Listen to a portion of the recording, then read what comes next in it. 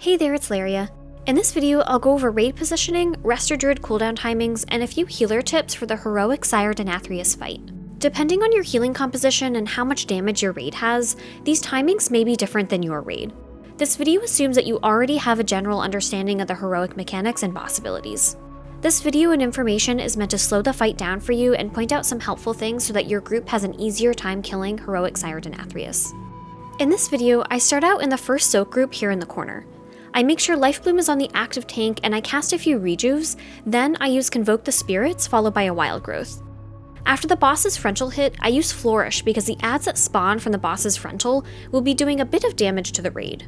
It's important that right after you soak the boss's frontal hit, that you immediately spread out to soak these red lines here. As soon as the lines go off, make sure your back is to the wall so that Blood Price doesn't send you off into Narnia away from the raid group. Right after Blood Price goes off, I spread out again because the second soak group will be standing in the boss's frontal now. This means that more adds will spawn and more red lines will appear, and you'll have to stand in them again. I move to the outside edge of the raid group, make sure Life Bloom is on the tank, and I have some rejuvenations out. I Wild Growth, and then I Tranquility the second group's hit and the damage from the adds. In this video, my Stampeding Roar was assigned to this first movement. If you don't have Stampeding Roars assigned in your raid group, this is a good time to use one of them. Now it's time for the first soak group again.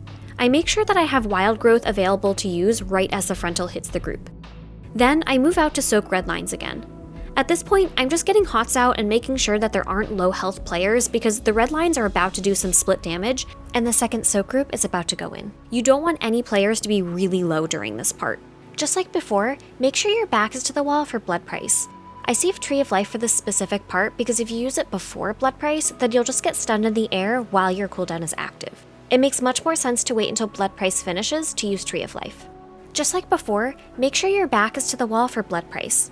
Make sure to get a new Efflorescence down, refresh Life Bloom on the tank, be sure to get 2 Wild Growth casts within this 30-second Tree of Life window, and the rest of your casts should be rejuvenations or possibly regrowths if you have low health players. This is the second time I'll be using Flourish on this fight. I decide to use it here for the second time because I know it's going to be available again for a third use as soon as the group lands in Phase 2. We rinse and repeat all of this in this third area of the room. At this point, your Convoke should be available again. 3, 2, 1. Beware. I use Convoke right after the first group soaks the boss's frontal as I'm moving to soak one of the red lines. When the red lines are done, make sure your back is to the wall again for Blood Price, then move out of the way of the boss because the second soak group will be moving in. An important thing to remember is that if you're Night Fae, you can use Soul Shape right before the boss casts March of the Penitent, and it'll increase your movement speed towards the center of the room. If you're a Druid, you could also use Cat Form right before he casts March of the Penitent. If you're a Shaman, you don't even have to soak any of the boss's frontals. As long as you remember to go into Ghost Wolf form right before March of the Penitent, you'll make it to the center safely even if you have 5 stacks. This can be especially good for your raid because if you have multiple Shamans in your raid group that are not spawning an add after the frontals, then your raid has less to heal and DPS have less adds to kill. In this second phase, we always bring the boss to the north hallway of the room. Depending on push timings, your Flourish should be up within around 5 to 10 seconds or so. Use this time from the moment you land to the time you run to this north area to get hots out on players. There will be a little bit of raid-wide damage going out. This is the third time I use Flourish on this fight, and I use it as soon as it's available and when I have enough hots out. Dodge blood circles on the ground and get ready to run through the mirror when the boss grips us with Hand of Destruction.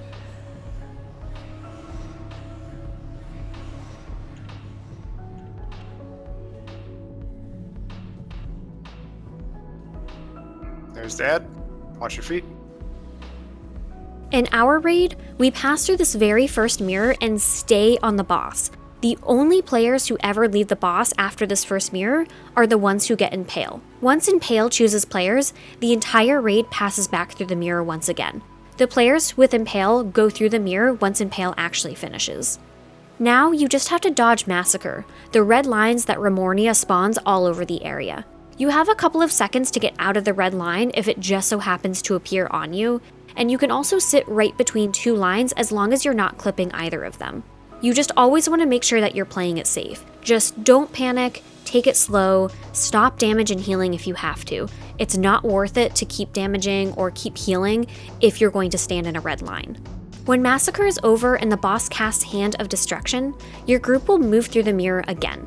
When you get to the other side, this is a really good time to use a mana potion. I make sure I run off to the side away from other players so that I can sit and channel my potion of spiritual clarity for the full 10 seconds. It's important to keep in mind that you don't want to be anywhere near the front of the boss because he'll be casting a frontal towards the adds on the side platforms. If you time your mana potion at this moment, you should have roughly 10 seconds to channel it before impales go out.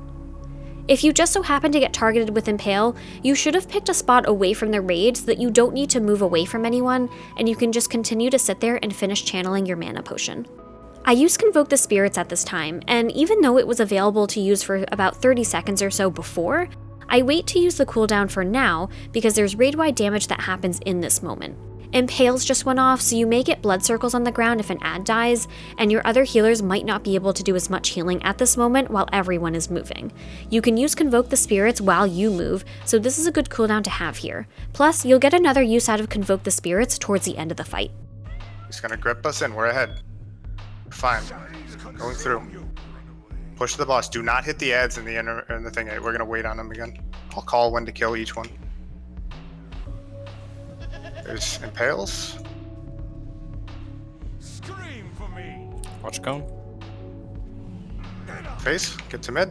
When the fight moves into phase 3, make sure your positioning is in a good place because the boss will immediately do a knockback once you're officially in phase 3. You do not want to get knocked off the edge of the platform. There's knockback. Still do not hit them. Pull him over to Moon. I decided to use Tree of Life for the first knockback and the first set of Fatal Finesse circles because this is where a raid group was taking a ton of damage. However, because you'll only get one use out of Tree of Life in this final phase, it's kind of up to you when you think your raid needs it the most. It could be at the start of phase 3 or it could be a little later on. Just use your judgment. Kill Skullhead. Watch the knockback. Melee get in, melee get in, melee get in. Knockback, knockback, knockback. Okay, watch your feet. Kill the other ad. Feet again. Cone, or third of the room next. At this point, Ravage is about to happen in the third phase. Ravage is when an image of the boss spawns in the middle of the platform and does a giant cone of damage covering a huge area of the platform. Make sure you move out of this. As soon as I see the image spawn, I try to get close to it so that I can quickly run through the image once I know which side of the room it's going to hit. Ones are going, or outers are going towards orange. Knock. This specific moment is very tricky for some groups. You can see that a set of Fatal Finesse circles just went out on 3 players, and you can see that my DBM timer shows another set of Fatal Finesse circles will go out within seconds after these ones. All 6 of these circles need to be soaked. What makes this overlap really challenging is that when all 6 circles are out, the boss does a knockback. If the circles are still up and players haven't finished soaking them when the boss does his knockback, then it could be a wipe. Knock. This is lines and circles. Survive the lines, place the circles, and soak the shit. Another bad overlap is right here. You can see that another set of Fatal Finesse circles goes out, and Massacre goes out, so you have to dodge the red lines and soak the Fatal Finesse circles. The rest of phase 3 is a bit easier. It's just a rinse and repeat of soaking circles, moving to a safe place for the knockback, and dodging Massacre lines that Remornia spawns. You'll want to kill the boss before Ravage covers this very last area of the platform. Go to orange. This is yours. Go to orange, go to orange, go to orange. Clear it. AMZ. Soaks now, soaks now. Knock soon. Get across, get the middle, get the middle. He's gonna do cone.